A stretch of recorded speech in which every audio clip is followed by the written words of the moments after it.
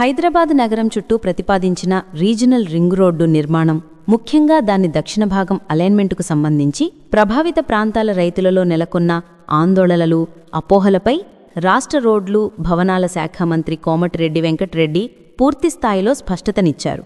ఈ ప్రాజెక్టు విషయంలో రైతులు ఎలాంటి ఆందోళన చెందాల్సిన అవసరం లేదని, ప్రభుత్వం వారికి అన్ని విధాలుగా అండగా నిలుస్తుందని ఆయన భరోసా ఇచ్చారు. నల్గొండ జిల్లా చిట్యాల మండలం పెద్దకాపర్తి గ్రామంలో భూనిర్వాసిత రైతులతో ప్రత్యేకంగా సమావేశమైన మంత్రి ఆర్ఆర్ఆర్ అలైన్మెంట్, భూసేకరణ మరియు ప్రభుత్వ పారదర్శక విధానంపై సమగ్రంగా వివరించారు. ప్రాంతీయ వలయ రహదారి దక్షిణ భాగానికి సంబంధించిన అలైన్మెంట్ మార్గం ఇప్పటికే ఖరారైపోయిందని, దీనివల్ల వేలాది మంది రైతులు తమ భూములను కోల్పోతున్నారని కొన్ని పత్రికలు, సామాజిక మాధ్యమాల్లో వస్తున్న వార్తలు పూర్తిగా అవాస్తవమని మంత్రి కోమటిరెడ్డి వెంకటరెడ్డి తేల్చి చెప్పారు. ఇవి కేవలం ఊహాగానాలేనని, రైతులు ఇలాంటి నిరాధారమైన ప్రచారాలను నమ్మి ఆందోళనకు గురికావద్దని ఆయన విజ్ఞప్తి చేశారు. ప్రభుత్వం ఇప్పటివరకు కేవలం సమగ్ర ప్రాజెక్టు నివేదిక మాత్రమే తయారుచేసి కేంద్ర ప్రభుత్వానికి పంపిందని, ఇది కేవలం ప్రాజెక్టు యొక్క ప్రాథమిక ప్రతిపాదన మాత్రమేనని ఆయన స్పష్టం చేశారు. డిపిఆర్ అనేది ప్రాజెక్టు యొక్క ఆవశ్యకత, అంచనా వ్యయం మరియు ప్రాథమిక రూపురేఖలను వివరిస్తుంది తప్ప అది తుది మార్గం కాదని రైతులకు అర్థమయ్యేలా వివరించారు. ఈ దశలో భూసేకరణ ప్రక్రియ ప్రారంభం కాదని, రైతుల అభిప్రాయాలను పరిగణనలోకి తీసుకున్న తర్వాతే తదుపరి చర్యలు ఉంటాయని హామీ ఇచ్చారు.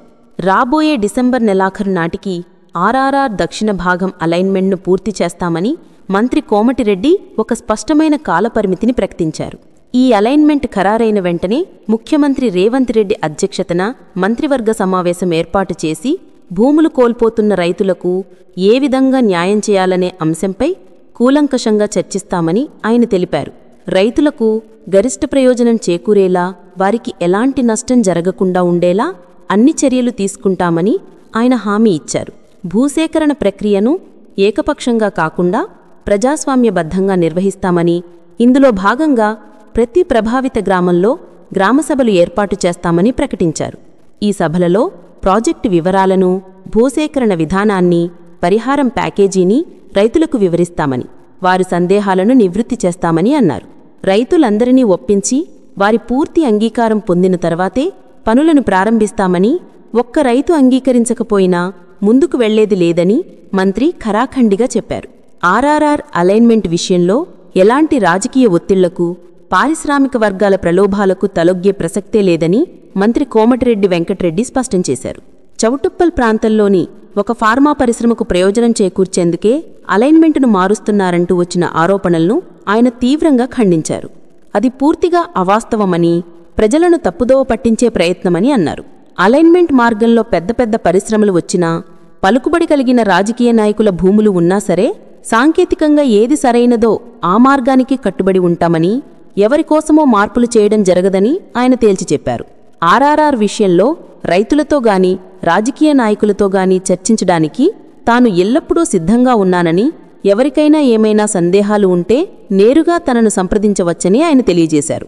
ఈ ప్రకటనతో ప్రాజెక్టు అమలులో పారదర్శకతకు ప్రభుత్వం కట్టుబడి ఉందని ఆయన చాటి చెప్పారు.